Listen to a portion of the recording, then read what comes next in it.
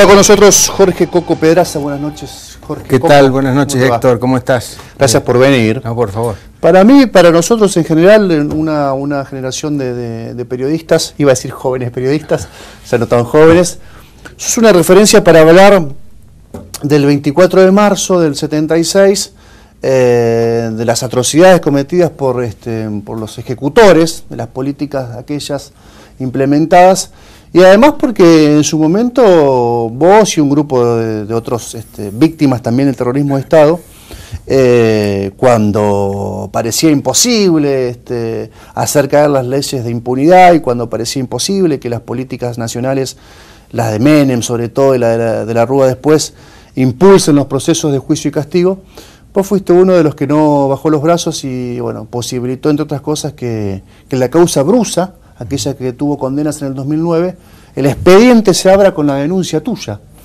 Sí. Ha pasado un tiempo y la verdad, ciertamente... Sí, fue una etapa un poco dura porque había muchas presiones, ¿no es cierto? Había campañas sucias y se jugaban muchos intereses porque nadie se imaginaba que en la ciudad de Santa Fe se pudieran detener varios responsables de lo que fue aquella época oscura de la Argentina, pero por suerte en esos años se pudieron hacer bien las cosas. Yo consideré que por mi condición de abogado podía, por conocer el tema y por haberlo sufrido, podía llevar adelante la cuestión. Después se sumaron otros abogados. Y bueno, ahora estoy un poquitín apartado de la temática, han tomado la posta abogados jóvenes, porque es una cuestión muy desgastante, pero lo sigo atentamente, lo sigo de cerca, trato de aportar en la medida de mis posibilidades, y considero, bueno, que en la provincia de Santa Fe, en términos generales, se ha avanzado mucho, en Rosario se avanzó quizás más todavía, en la ciudad de Santa Fe, recién ahora se están juzgando algunas de las causas emblemáticas de muchos homicidios. También hubo cierta impunidad de jerarcas militares que lograron a través de ciertas presiones políticas demorar los juicios, demorarlos sobre todo especulando con cumplir 70 años para luego tener prisión domiciliaria o bien aguantar hasta que alguna enfermedad lo sacara de circulación. También me interesó siempre remarcar que en la ciudad de Santa Fe y en la ciudad de Rosario hubieron en total 50 asesinatos antes del golpe, ¿no es cierto? 20 acá y 30 en Rosario. O sea, pergeñados por el Estado. No, durante el gobierno de Silvestre Beñez. O sea, esa es una realidad histórica que a veces se ha soslayado, donde si bien ahí el mecanismo que actuaba era el mismo mecanismo que se desencadenó después, sobre todo a partir de octubre del 75, pero eran los mismos grupos de tareas, o sea, eso de que era la AAA y demás, eso era una cuestión para la galería, pero en la práctica eran los mismos grupos operativos, los mismos grupos del destacamento de inteligencia del Ejército, tanto de Santa Fe como de Rosario, y el Departamento de Informaciones, el D2 de la Policía. Más mano de obra sindical, pues, muchas veces. Bueno, quizás sí, en algún tiempo antes podría haber algún que otro sector proveniente del sindicalismo que le fuera afín, ¿no es cierto? Pero en general los que hacían y deshacían eran estos grupos de tareas, que después, cuando vienen las instrucciones después del 5 de octubre del 75, después del copamiento de Formosa, se los encolumna a todos, los grupos de tareas, ya no queda más gente suelta, digamos, y se incrementan los hechos, los asesinatos y demás. Incluso acá en la ciudad de Santa Fe yo siempre digo que hasta, que antes del golpe hubo 20 asesinatos y hasta el 6 de septiembre del 76 no hubo ningún operativo de exterminio. En la ciudad de Santa Fe, zona hasta Coronda y hacia el norte, hacia Reconquista, lo cual daba la pauta de la tarea que habían realizado, les había resultado deficiente antes del golpe militar.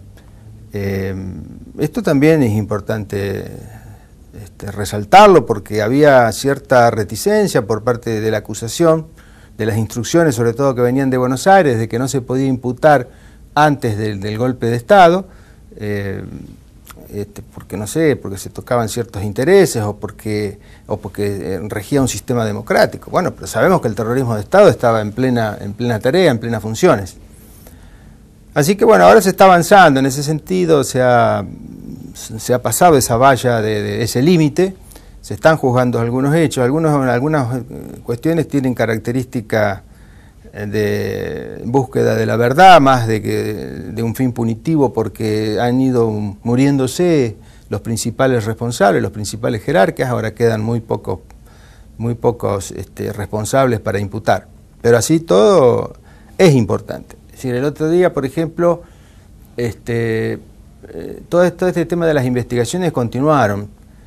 Con la aparición de los archivos en la seccional tercera de policía, en calle Balcarce, acá en Santa Fe, también como se encontraron los libros de entrada y salida de las personas de esa comisaría, de los años claves, que son los años 75 al año 78, surge la posibilidad de avanzar en otros casos importantes, como el caso del abogado Navarrito, que conocimos como Navarrito allá por los años 70 en la Facultad de Derecho, un dirigente estudiantil muy conocido, que era militante del Partido Comunista Revolucionario, del PCR, que bueno, fue muerto allí en la tortura, que apareció colgado en un calabozo de la seccional tercera, y el hecho fue tapado, se detuvo a varios abogados relacionados a él con el fin de que no hicieran la denuncia. Los familiares vivían lejos, era oriundo de Sunchales, tenía otro familiar también en Córdoba. La cuestión es que ese expediente se hizo un ping-pong con la justicia provincial y al final se terminó destruyendo porque quedó en manos de la justicia provincial, a los 20 años se destruyó. Además se fraguó los motivos de su muerte, porque él vivía en la Nueva Bolsa, se llamaba la pensión. La pequeña bolsa era una pensión que estaba allí en Cortada, Bustamante y Salta, donde él vivía. La policía inventa toda una historia de que cuando él aparece colgado, se asustan porque era un abogado, era un abogado en ejercicio, estaba matriculado, incluso era representante sindical de un gremio de la zona de la costa, recolectores de zanahoria, algo así. Y tratan, el ejército entra en problemas allí por la manera en que, porque no estaba previsto. Además, el Partido Comunista Revolucionario no era una organización de las llamadas armadas o que ejerciera la guerrilla, eran más bien insurreccionalistas. Entonces, era muy conocido, y era un abogado. Ya había tenido en Santa Fe la situación del asesinato de las dos abogadas. Claro. Bueno, en Rosario también habían matado a otro abogado. Samaro, digamos. Samaro y Urquía. Y acá trataron por todos los medios de fraguar la situación, como que se hubiese suicidado en la pequeña bolsa. Después los familiares tuvieron que hacer unos trámites en el año 95 para poder para cobrar la indemnización, y tuve acceso a esa papelería cuando se pide que se revea esa situación administrativa, y aparece allí la única documentación que se pudo rescatar de la policía de la provincia, ¿no es cierto?, que reconoce los hechos como fueron fraguados, ¿no?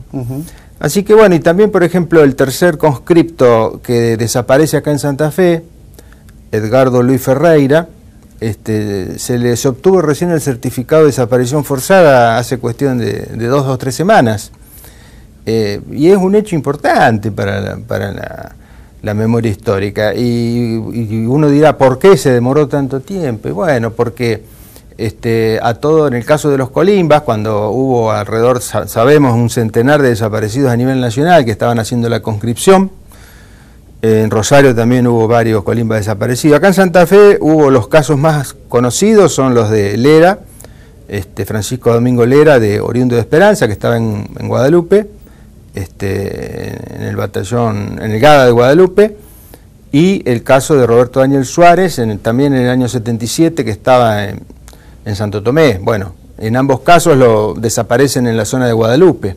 Y acá el caso Ferreira, Edgardo Luis, que militaba en el PRTER, lo siguen, le dan la baja en Rosario, en el batallón de Rosario donde estaba haciendo la colimba, lo siguen en un colectivo, gente de inteligencia, él se reúne con unos compañeros, le habían hecho hacer una especie de plano de la sala de armas en Rosario, y lo matan ahí en Cándido Pujato y 1 de Mayo, en un operativo que el ejército no reconoce como tal, como autor, porque ni siquiera deja el cuerpo allí, se lo llevan al cuerpo, porque era autoincriminante, estaba bajo bandera, y si reconocían que lo habían seguido desde Rosario y lo habían matado, y ahí cae junto con otro militante que estaba refugiado acá, que era de Rosario, el Pica Acoroni, ahí le alcanza a robar un auto y se va, huye hasta Lavaco, en Lavaco lo cierran y vuelve por San Jerónimo y queda en San Jerónimo y Pasaje Larramendi muerto.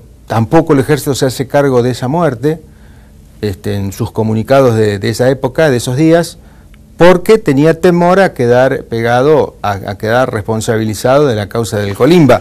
Todos esos hechos se van sucediendo, ¿viste? Y no es así porque ha habido mucha impunidad, porque se han robado toda la documentación y demás. Es una lucha larga, pero que con tiempo da sus frutos. Coco, me quedan unos minutitos sí, para seguir hablando con vos. La verdad que siempre es poco. Sí. Hablar de este tema concretamente, de estos temas concretamente, y sobre todo con vos que tenés tanta memoria.